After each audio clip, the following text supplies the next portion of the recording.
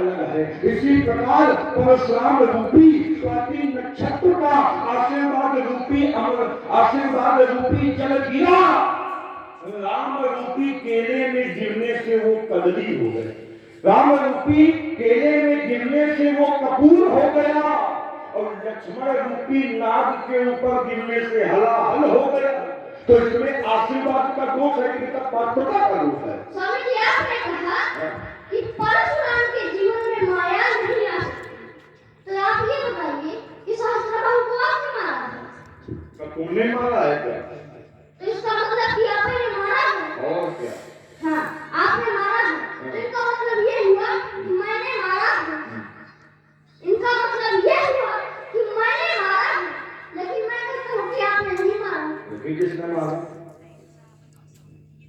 भैया, एक बात की बात है, जब ये अपने पिताजी के आश्रम में नहीं थे, इनके पिताजी अपने आश्रम में थे, तो सहस्त्रबाहु आया इनके पिताजी के आश्रम में।